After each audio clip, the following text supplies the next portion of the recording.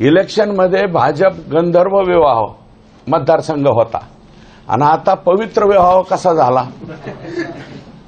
तुम्ही काल म्हणाला होता की 500 लोक परळीतले व्यापारी हे परळी सोडून गेले, त्यावर यादी देणार आहे. माझ्याकडे याद्या प्राप्त झालेल्या आहेत.